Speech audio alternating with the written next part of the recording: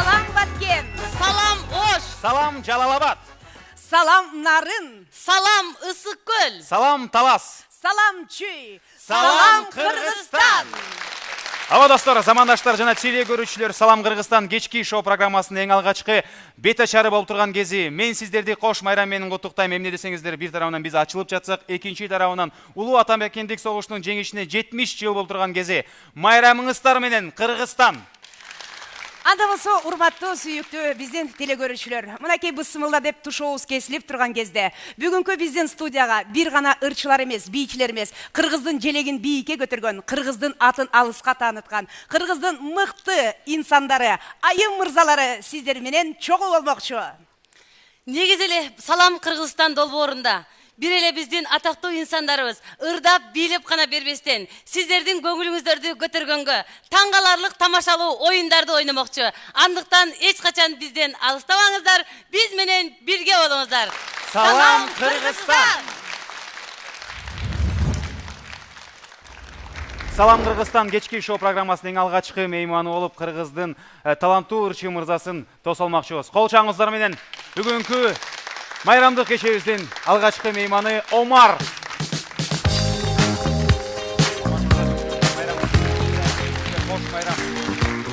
Эң чоң масштабдуу Салам Кыргызстан аттуу шоу программабыз ачылып жатат. Бүгүн бет ачары жана албетте эле улуу атамекендик согуштун жеңишине 70 жыл болуп турган кези, кош майраңыз менен чын жүрөктөн куттуктап, меймандарыбызды жана албетте эле теле көрүүчүлөрүбүздү көпкө күттүрбөй, сизди төрөбүзгө чакырып алсак. Кол чабуулар Омар мейманда.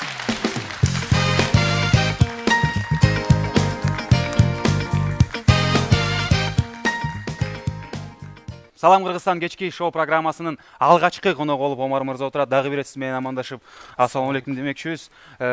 Кыйналбай эле таап алдыңызбы бизди? Жок, кыйналган жокмун. Албетте, сиздерге терең ыраазычылык. Эң биринчи конок болуп, биринчи ушул программанын ачылышына мени чакырганыңыздар үчүн мен үчүн бул чоң жакшы бир сыймык, белек.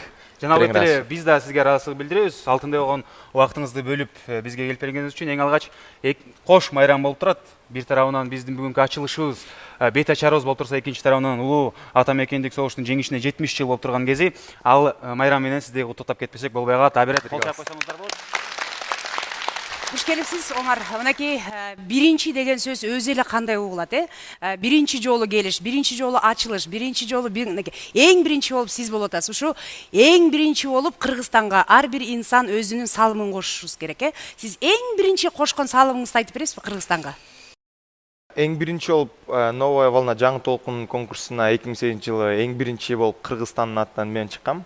Ошол салым десе эле ушул $50,000 мактан өргөндүгү. Жок, бул кеп акчада эмес, менче бул жактан ошол жаңы толкундун тарыхына жазылган нерсе, ошо Алла Борисовна Пугачеванын эмеси алган деп. Бул албетте биринчиден мен жеңишим, экинчиден баягы Баарыбыздын Кыргызстандын жеңиши. Алтын жылдыз эми баягы меники эмес, бул элдики деп ойлойм. Азаматсың. Салымды айтып атпайсызбы? Кыргызстанда биринчи жолу мен Новая волнага барып келдим депчи. Жөн эле мындай мисалы көчөгө чыгып бактарды актап, бул деле салымда турабы? Субботникке чыгып, же болбосо бак тигип ушу Кыргызстанга ушундай бир нерсе кылдыңыз беле? Субботниктерге кээде чыккам. Жаз болуп, Назира айым бир 4-5 бак эгип алып мактан алып айтат окшойт. Балким. Албетте бак эккем, бак отургузганбыз, кечиресиздер. Анан кийин актаганбыз. Былтыр актадык эле, быйыл актай элекпиз, бирок Быйыл краскалайбыз коебуз. Балким. Ырсаптар бар эмеспи? Кыргыз эли кылымдарды карыткан, кыргыз эли хан манасты тааныткан, кыргыз болуп өз салтыңды билбесең, анан кантип өлгүң келбейт намыстан дейт. Ушу кыргызыбыздын салтын 100% биле алам деп айта аласызбы? Албетте антип айта албайм. Мисалы, 70 өнөр асты кылат, жигиттерге. Кой сойгонду билесизби? Койду эми Койду өлтүргөндү билем, бирок. Жок, эми негизинен албетте жанында атамдын карамагы менен кой сойгом. Бирок жалгыз сой албайм го. Канча кой өлтүрдүңүз эле? Жалгыз сой албайсыз. Жок, негизинен айылга барган сайын баягы кошо кармашып эметкем, бирок өзүм бир эле жол сойдум. бир эле жолу. бир эле жолубузда. Кудай буюрса келечек астыда. Албетте мен ойлойм. Көптөгөн майрамдар болот, көптөгөн меймандар тосулат. Буюрса дагы убакыт келип, Омар азыр ырчы, Омар жылдыз. Убакыт келгенде Омар куда да болуп калат да, туурабы? Ошол кезде балким профессионал болуп калган кези болот. Ал эми башка тараптан суроо берип көрөлү Омар мырза сизге. Негизи эле көптөгөн массалык медиа кызматтарына чыгып жүрөсүз, газеталарга көптөгөн клип тартып жүрөсүз, жана көптөгөн интервьюларга катышып жүрөсүз негизи. Ар бир жылдызга эле көп суралган суроо сиз үчүн патриоттук сезим деген эмне деген суроо. Мен адашпасам, туурабы? Биз дагы элден алыс калбай сизден сурап кетели. Сиз үчүн патриоттук сезим деген эмне? Негизинен мен ойлойм бүгүнкү күндө бизге көрүнчө патриоттордун биринчи маданияттуу адамдар керек. Патриоттуктун ичине мен ошол маданияттуулукту кошкум келет. Себеп дегенде патриоттулук дегенде бул бир гана жөн эле кан төгүү эмес. Бул патриоттулук өзүнүн жакшы жүрүм турум менен коомго өзүнүн залакасын тийгизбөө да бул да патриоттук. Ал эми экинчиден албетте өзүнүн мекенин сүйүү, тарыхты билүү, ошол ата бабасынан калган жакшы бир мурасты урпактарына көзүнүн карайгындай сактап өткөрүп берет. Демек Омар мырза, демек сиздин оюңуз боюнча көчөдө кетип бараткан бир пакеттин ичинде бир таштандыларды ыргытып салып, ай калпак кийбейсиңби, патриот эмессиңби деген кишинин патриоттуулугу бир шектүү болушу мүмкүн, туурабы? Сөзсүз түрдө. Азыр Назира эжекебиз мен мактанып кетпесем болбойт деп калды. Биз Назира эжекебиздин мактанып кеткенин аябай жакшы билебиз. Анткени таластыктар бул мактанбасаңыздар тура албайсыздар. Бирок биз деп туруп акырын Омар жака дагы бир. Биз сиздин ушул мүнөздү, ушул касиетти көп байкай бербейбиз да. Көпчүлүк элдин арасында Омар таластык болсо дагы мунун өпкөсү ордунда дейт да. Сиз рингге мактанасызбы, мактанбайсызбы? Мактанып кеткен деле учурлар болот. Баягы кез-кезде. Себеп дегенде адам баласы болгондон кийин өзүн кээде мотивировать этип коюш керек да. Кээде өзүмө атайлап турган. Кээде өзүн мактап коюш керек да деп. Бирокчу Гүлжайна сен айтып атпайсыңбы? Назира эженин таластык экенин баардыгыбыз эле билебиз деп. Омарды таластык экенин баарыбыз эле билебиз депчи. Бирок эми мактана турган нерсе болсо мактаныш керек да, мисалычы. Мындай эле азырынча мактана турган нерсе жазайлык мына ошо балким. Жок, болот атпайбы? Омар мырза мисалы үчүн чет өлкөгө барып келди, жаңы толкунга барып келди, жылдыз алды, бирок мактанбай атат. Эми кээ бир адамдар 4 дарак эгип турган мактанып атышпайбы келип, Салам Кыргызстан проектинде, Назира? ооба. Таштар эки жака ыргып атат, Назирка, Санжар, мисалы үчүн биздин кыргыз элибиз Омардын жеке жашоосу кандай? Качан үйлөнөт? Кандай үйлөнө турган жакын кызы барбы? Эсе ушул тармакта суроо бербейлиби? Жакшы эле, манай бузулбайбы? Бул суроого жооп бериш өтө кыйын болуш керек, Мүмкүн бул жакшылык, ийгиликтер жакындап калган чыгар. Ким билет, балким азыр Гүлжайна айым өзгөчө башкача бир жол таап сурай койсо, Омар мырза жооп берип коюшу да мүмкүн, Жем, жашыра турган эле эч нерсе жок. Жашыңыз канчада? Жашым 26да. Аз эмессиз. 26да. Азыр биздин 26 жаштагы жигиттер 2-3 балалуу болгонго жетишип калышты. Сиз ошол нерседен аркада калып калдым деп өкүнбөйсүзбү? Өкүнөм кичине. Себеп дегенде эми бул да Кудай тааланын буйругу менен экен. Мен эгер бир адам менен жакшы бир мамиледе болуп, табышып, ушул мен өмүрлүк жарым дей турган болсом, 3 жыл мурун тапкан болсом, 3 жыл мурун үйлөнмөкмүн. Азыр тапсам, азыр деле үйлөнүүдөн баш тартпайм. Мүмкүн сиз. Жок, сиз таба элексиз. Сүйлөшпөдүк белем, экинчи, үчүнчү коноктон баштап баштайсыз деп. Дароо эле биринчи конокту курдук. Гүлжайна, кыскасы таба элек экен. Анткени деген чынында эле биздин Омардын жашоосунда убакыт, саат мынтип көчөгө кенен башка балдардай болуп кызды издөө убактыңыз жок. Азыраак да, көчөгө чыгып, кинолорго барып, же болбосо диско клубтарга барып таанышууга убактыңыз аз. Назира айым, балким маселе башкададыр. Омар мырза айтсаңыз, деги эле азыр кээ бир айымдарды капа кылып алышыбыз мүмкүн, бирок капа кылбаңыздар, бул сиздерге тиешеси жок. Көбүнчө айымдар мындай белгилүү жигиттер менен сүйлөшкүсү келет. Эми бул ачык сөз. Кыйынчылык жараткандын себеби балким ошондо болуп жатат. Кандай дейсиз? Балким сиз өзүңүз сизге өзү биринчи кадам таштаган кыздарга ишенбей жатасызбы? Балким ошондо бир сыр жатат. Негизинен мен ойлойм, баягы адамдын өзүн жакшы көрүү менен адамдын чыгармачылыгын жакшы көрүү дагы баягы кичине эки башка нерсе.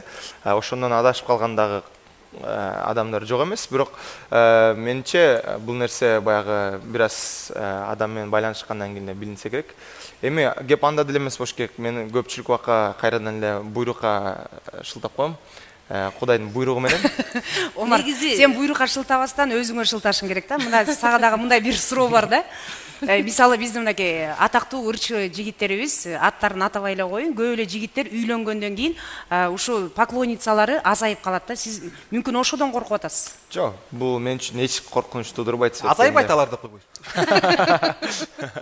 Жок, мен ойлойм, бул жашоодо адам баласынын келген бир максаты үй бүлө куруп, бүлө күтүү. Эгер менин үй бүлөлүк жашоомо мен чыгармачылыгым тоскоол келтире турган болсо, мен чыгармачылыкты таштап койго даярмын да. Мен үчүн үй бүлө албетте биринчи орунда турат.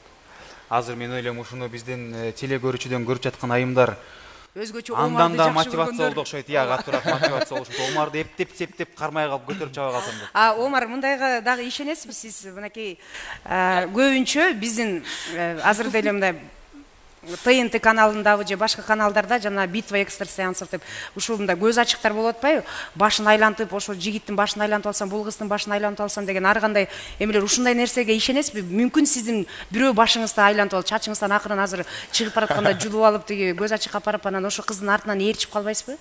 Менде жакшы коргону бар. Мен 5 маал намаз окуйм. Азаматсыз. Айтып коет го, пайгамбар саллаллаху алейхи вассалам айткан, намаз окуган адамдар бир оболочкада жүрөт депчи. Андай көздөр, сөздөр тийбегенге. Чел кабак мындай каптап. Чел кабак бар. Ардактуу замандаштар жана сүйүктүү теле көрүүчүлөрүбүз, Салам Кыргызстан кечки шоу программасынын алгачкы коногу болуп Омар мырза отурат. Омар мырза, кызыктуу маегиңизге чоң рахмат айтмакчыбыз. Жана биздин салтка айланып турган сурообуз бар. Кыргызстан бул. Улантып кетсеңиз. Сиз үчүн. Мен үчүн, Кыргызстан мен үчүн алтын уям. Кай жака учуп кетпейин, албетте өзүм уяма кайтам. Бул менин турпагым келечектеги. Бул менин берекелүү бир киндик кан тамган жерим. Кыргызстан бул менин мекеним. Ийлагым келип кетти го, ийлагым. Жигитке 70 аздыклат демекчи Омар мырза, биз сизди концертте болобу, ырда болобу, клиптерде болобу ар дайым бийлегениңизди байкайбыз. Азыр биринчи коногубуз катары биз сизди бир аз би талантыңызды текшергибиз келип турат. Келиңиз сахнабызга чакырабыз. Кол чаалар.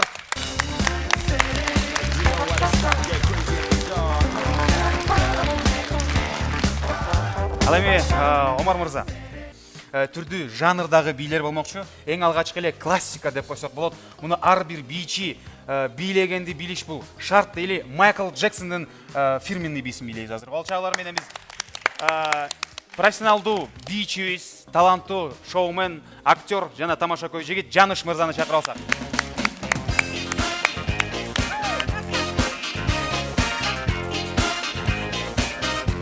Омар мырза, азыр эң алгач Жаныш сизге кайсы кыймыл аракетти кылыш керек экенин көргөзөт. Андан соң биз реквизитти сизге беребиз. Сиз 120% Жаныштан дагы жакшыраак бийлегенге аракет кылыңыз. Сүйлөштүк. Кол чаалар. Келиңиз. Майкл Джексон. ыраазычылык билдиребиз. Биздин Омар мырза. Биздин Жаныш жигитибиздин бийлеп атканын көрүп жүрөгүңүз түшүп калган жокпу? Кичине түшүп калды. Азаматсыз баягы биздин Санжар мырза айткандай, жигитке 70 аздык кылат дейт. Коёндук камыш жигитти намыс өлтүрөт. Азыр сиздер үчүн биздин Омар жигит бийлеп бермекчи. Омар Джексон.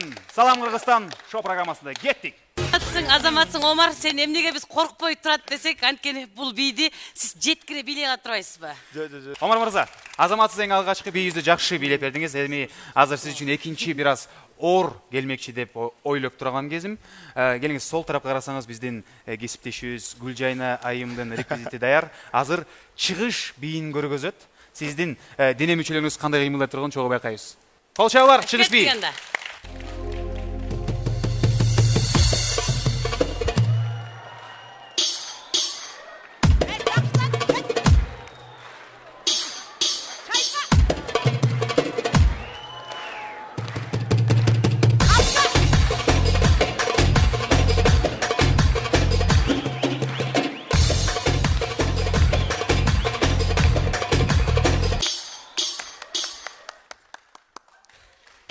Ар түрдүү кыйнайткенсиздер. Ар түрдүү кыйнайбыз Омар мырза, биз сизге аябай катуу даярданганбыз. Келиңиз. Азыр теле көрүүчүлөрүбүзгө кайрылып кетмекчибиз. Жана албетте эле биздин күйөрмандарыбызга келиңиздер. Биринчи жолу өзүнүн чыгармачылык жашоосунда Омар чыгыш бийин айымдар партиясын бийлемекчи.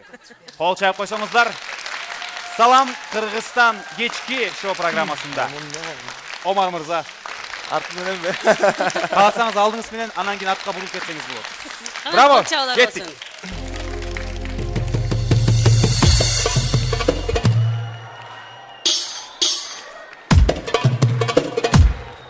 Ой, молодец, Омар! Омар, өйдө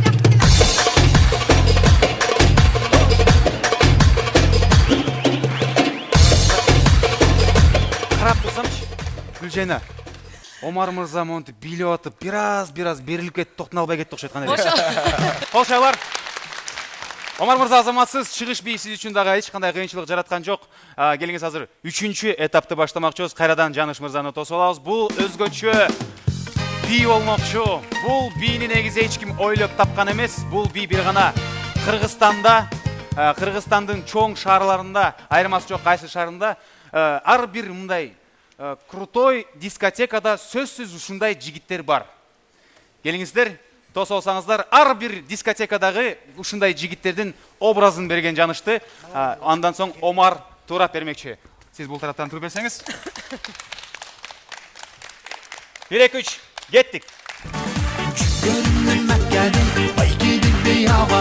Сөздеріңе байланамда қарындашың вай вай вай вай вай вай стамаға жабастың оққысыз боламастың ананайын ананайын ананайын ай ай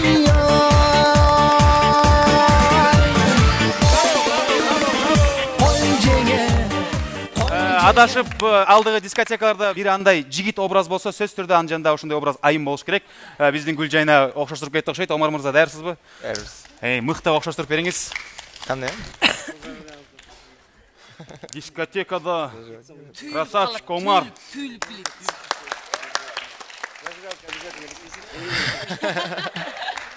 Костюм менен кепка окшошту.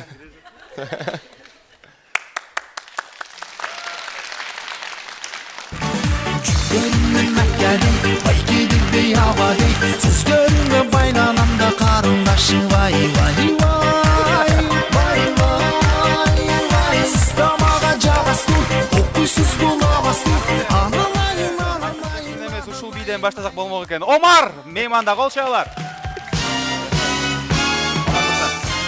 Келиңиз, эң алгач биз сизге ыраазычылык билдиребиз жана көрөрмандарыбыздын кол чабуунун астында биздин профессионалдуу бийчибиз, актерибиз, таланттуу жигитибизди узатмакчы. Чоң рахмат Жаныш мырза. Түктө теле көрүүчүлөр жана албетте эле көрөрмандар, Омар мырза сизге ыраазычылык билдиребиз. Аябай жогорку деңгээлде мен ойлойм Кыргызстандын маанайын көтөрүп кеттиңиз. Мүмкүнчүлүк колдонуп көрөрмандарыңызга каалоо тилек айта алсаңыз болот. Баарыңыздарды жеңиш майрамыңыздар менен чын жүрөгүмдөн куттуктайм. Ар дайым өлкөбүздө мекенибизде тынччылык болсун. Эч кандай согуш, апат, кырсыктардан өлкөбүз оолак болсун. Ушундай сонун оюндан соң, ушундай маанайдан соң биз сизге демөөрчүбүздөн белегибизди ыйгарып коюуга уруксат этиңиз. Рахмат.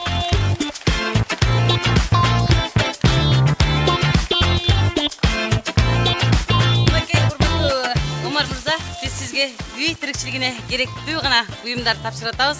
Бар болуңуз, ар дайым келип туруңуз. Чоң рахмат. Кол чабыңыздар менен улатканмакчыбыз. Бүгүнкү майрамдык эфирибиздин биринчи коногу болуп Омар болуп кетти. Браво!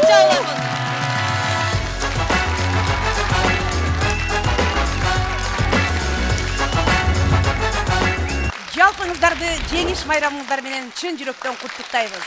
Жашасын биздин ушул жыргал жашоого алып келген жеңиш майрамы, майрамыңыздар менен. Жана албетте эле сүйүктүү достор, туугандар, мен Кыргыз элине кайрылмакчымын. Майрамдап эле майрамдап атып, ардагерлерибизди унутуп калбайлы. Ардагерлерибиз ар дайым аман болуңуздар. Сиздерге терең таазим жана биз сиздердин кылган ушул жеңишиңиздерди эч качан унутпайбыз. Дагы бир рет майрамыңыздар менен.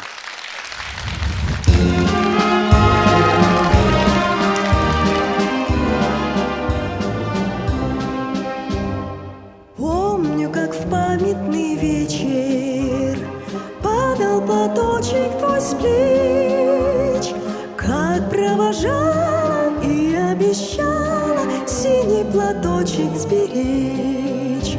И пусть со мной нет сегодня любимой родной, знаю, с любовью ты к изголовью прячешь платок дорогой.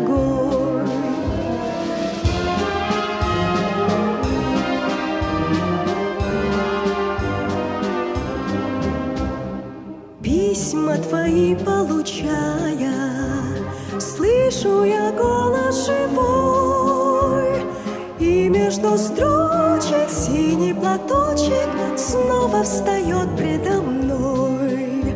И часто в бой провожает меня простой. Чувствую рядом с любящим взглядом ты постоянно со мной.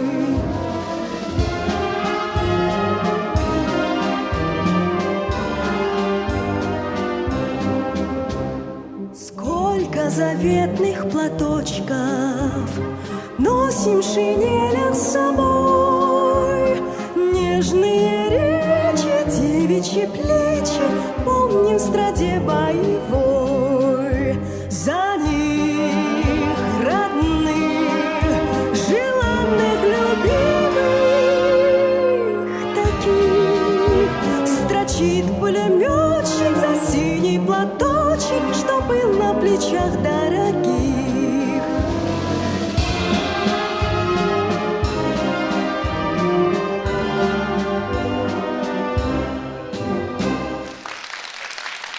Сен эмнемен колдоносуң? Эгерде сенин үйүңдө идиштериң жалтырабай аткан болсо, бүгүндөн тарта сенин идиштериң албетте сага ыраазычылык билдирет дейм. Анткени сен ар дайым феяны гана колдонсоң, сенин идиштериң ар дайым жалтырап гана турмакчы.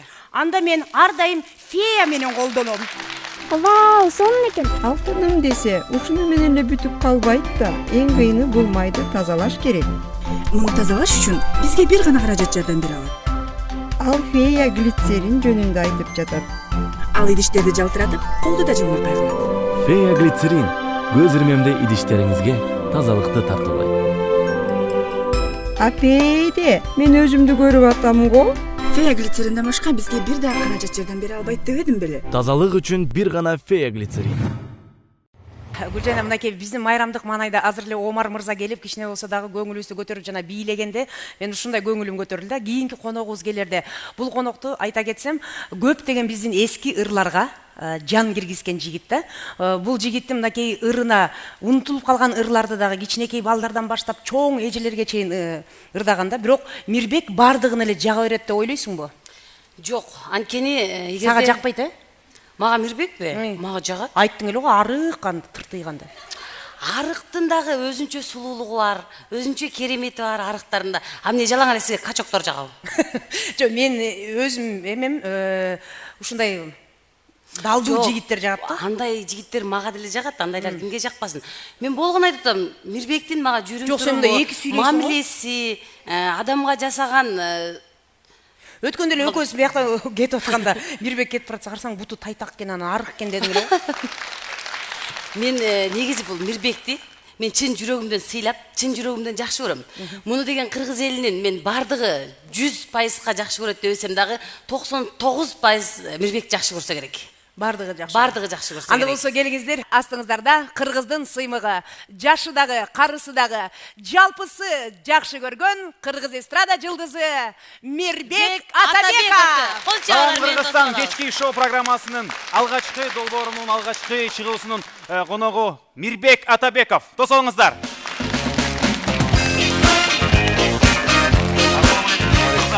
Саламатсызбы? Салам Кыргызстан. Келиңиз.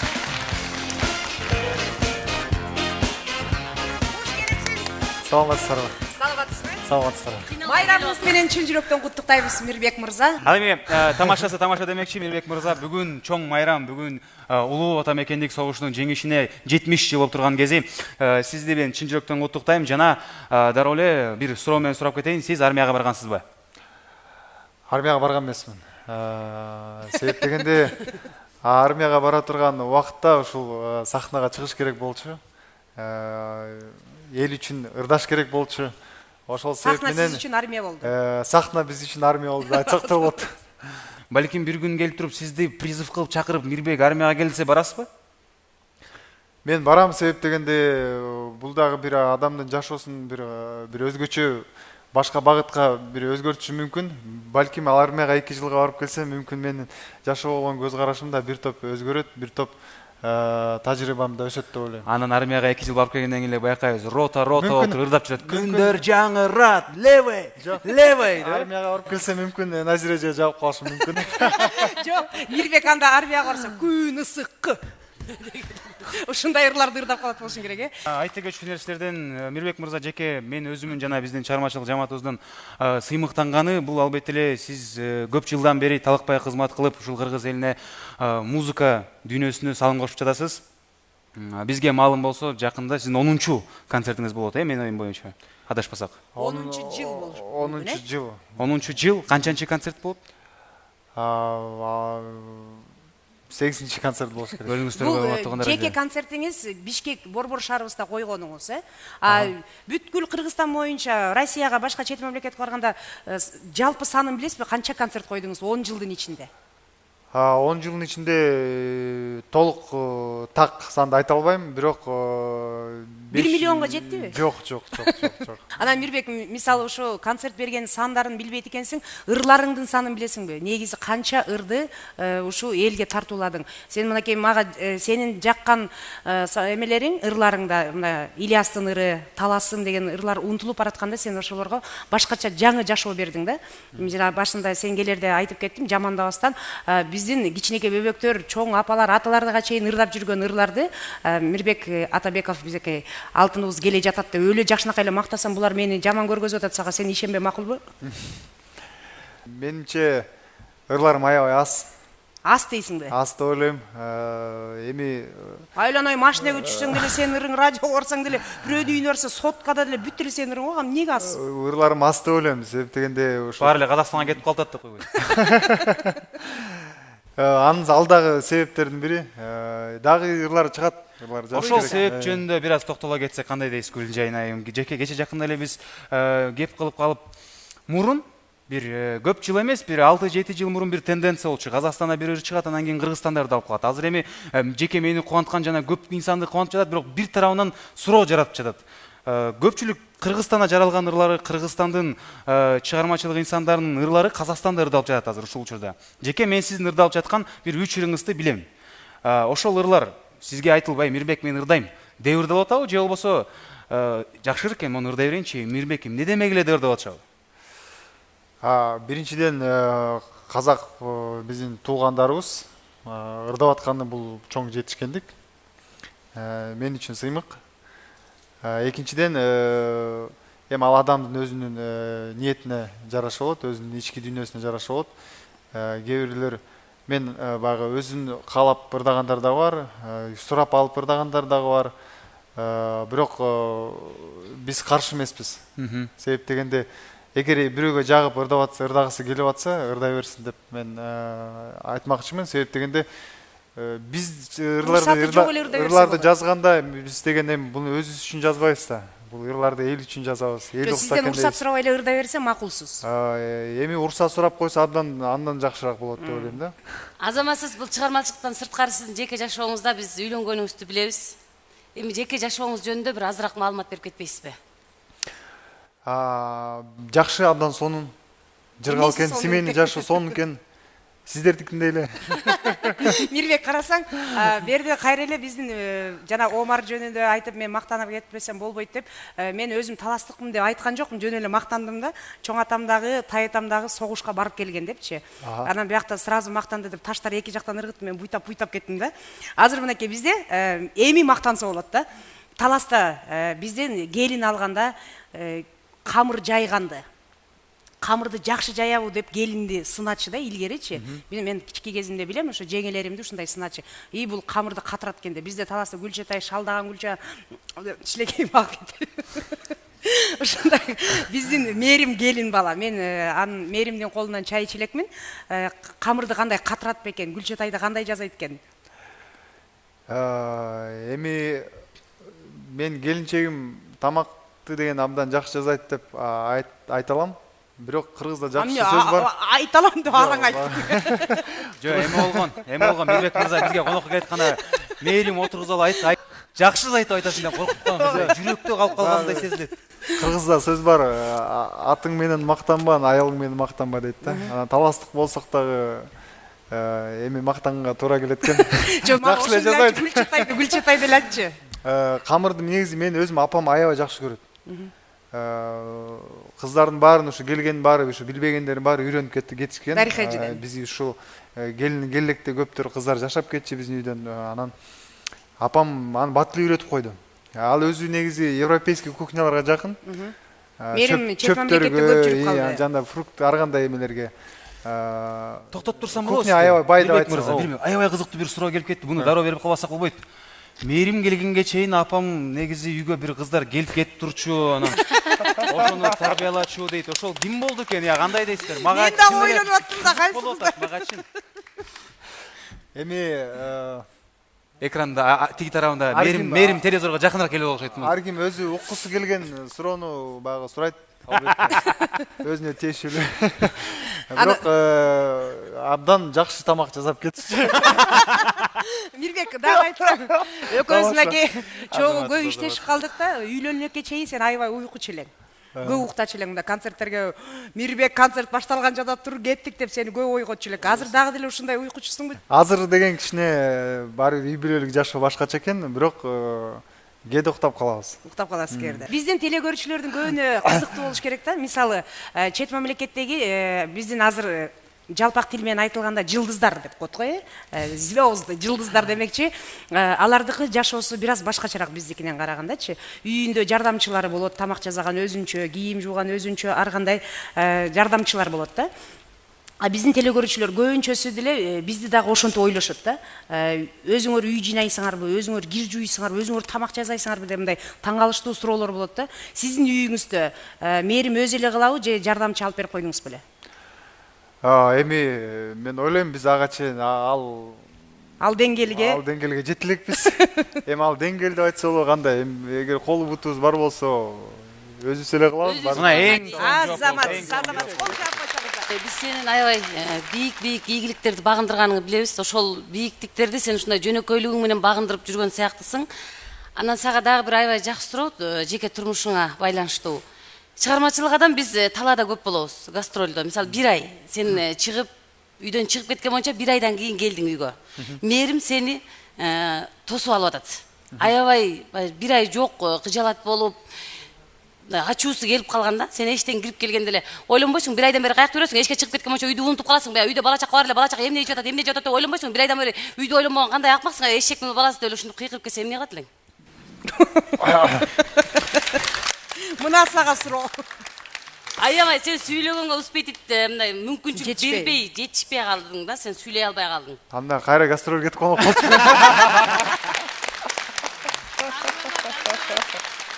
Анда болсо келиңиздер, бүгүнкү биздин кечеде сизге акыркы суроону берсек, Кыргызстан бул сиз үчүн эмне? Кыргызстан мен үчүн бул менин бактым. Менин жашоомдун эң негизги маңызы. Жана ошондой эле мен башка жерге эмес, ушул Кыргызстандын ичинде гана жашап бактылуу болом деп ойлойм. Азаматсыздар. Ушудан пайдаланып, жалпы кыргыз элибизди, биздин ардагерлерибизди 9 май жеңиш байрамыбыз менен чын жүрөктөн куттуктайм. Кыргызстаныбызда тынччылык болсун, биримдик болсун, жана ошондой эле бөөдө Кыргызстан алыс бололу. Ушул жакшы каалоо тилектердин баарын сизге да каалайбыз, Мирбек мырза. Бизге эфирге келген меймандар кур кол менен кетишпейт. Сөзсүз түрдө биздин демирчүздөн белегибиз бар, бирок ал белекти алганга чейин биз сиздин бир аз талантыңызды текшерүүбүз келип турат. Азыр түрдүү белгилүү ырлардын фрагменттерин коебуз. Азыр биз төртөөбүз эле жарышабыз бул тарапта. Мисал үчүн бир ырды коюлат, ошол ырдын кайсы ыр болгонун, кайсы ырчы ырдаганын сиз эң кыска секундта табышыңыз керек. Мисал үчүн Жайна айым 6 секундта табам десе, Назир айым 4 десе, сиз 3 секундта табышыңыз керек болуп калат. Даярсызбы? Аны эмесе телегөрүүчүлөрүбүз даяр. Келиңиздер. Бүгүнкү майрамдык эфирибиздин экинчи коногу болуп Мирбек мырзанын биринчи ырын угабыз. Канча секунд Мирбек мырза сизге? Бизге анда 6 секунд бериңиз. 6 секунд, Аны эмесе, сүйүктүү телегөрүүчүлөр, Мирбек мырза биздин жашырылган ыр кайсы болгонун 6 секундтан тапканга аракет кылат. Кеттик.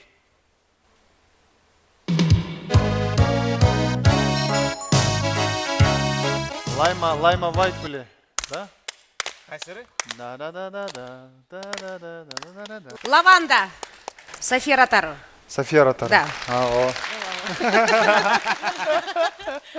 Ырды туура таптыңыз, болгон аткаруучуну туура адашып калдыңыз. Ошондо сиз мага телефонума бирдик жүктөп коесуз. Билесиз эсиңизде. Келиңиздер, азыр экинчи чыгарманы угабыз. Канча секунд Мирбек мырза? 5. 5 секунд. 5 секунд. Кеттик. Кызыл өрүк. Жок. Эме тамчы шүдүрүм.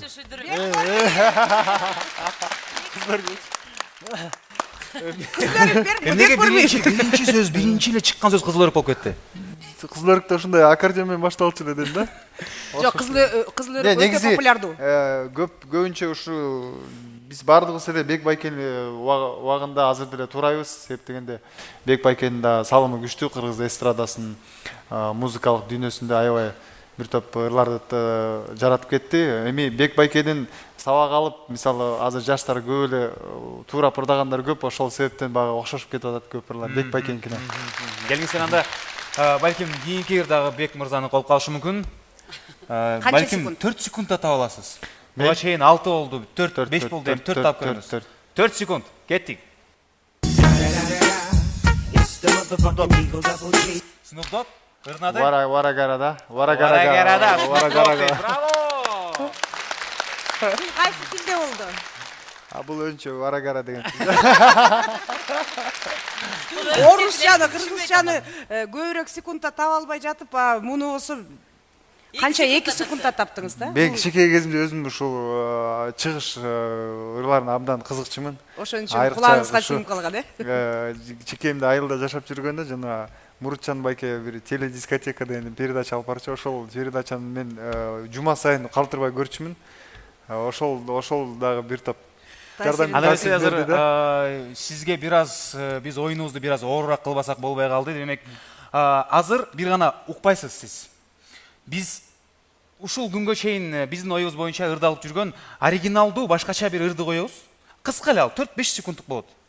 Ал Илвис аттуу топтун ыры. Андан соң биз Мирбек мырзанын импровизациясын жана оор ситуациядан чыгып кете турган мүмкүнчүлүгүн чогуу байкамакчыбыз. Бир меймандарыбыз кол чаап койсо. Эмне кылышыбыз керек азыр? Угасыз. Андан соң биздин ырчыга 100% окшоштуруп, өз жанды үнүңүз менен окшоштуруп бересиз. Оонун ырдап коюш керек, Оонун ырдап коюш керек. Сөздөрү оор эмес, сөз дакыр жок, бир эле тамгалар деп койсок болот. Салам Кыргызстан шоу программасында Мирбек мырза азыр биздин ырчыбызды турганга аракет кылат. Кеттик.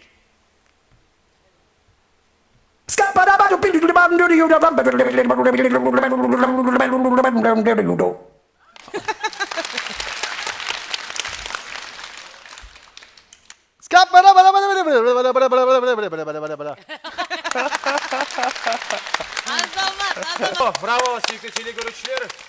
Скетмендин чыгармасы менен Мирбек мырза эч оорулук кыйналбай эле окшоштуруп койду. Келиңиз, балким бул ырды бир аз кыйналасыз.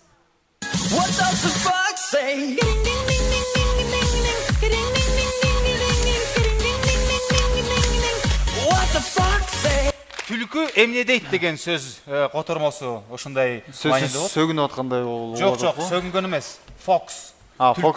Мен башкача болуп кетти. What the fox дейди? Say. Даярсызбы? Балким дагы бир жолу каласыз. Бир жолу көрөлү. Кеттик, дагы бир жолу каласыз.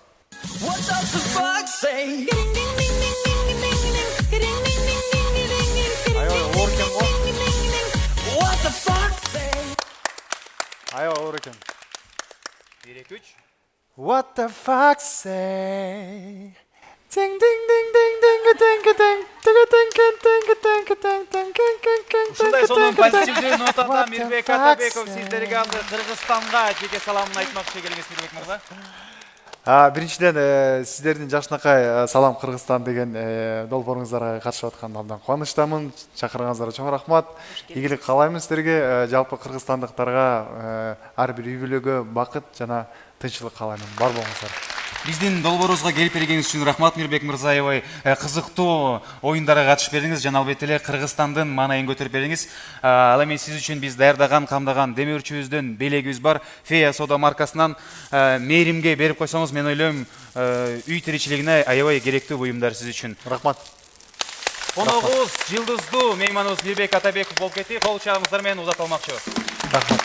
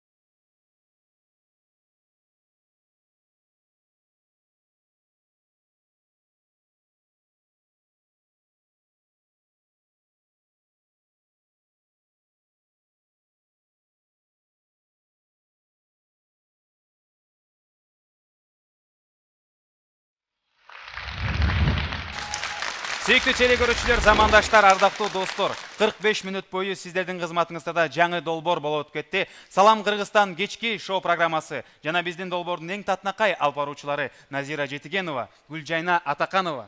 Жана ошондой эле биздин татынакай таланттуу жигитибиз Санжар Мыкыев болду.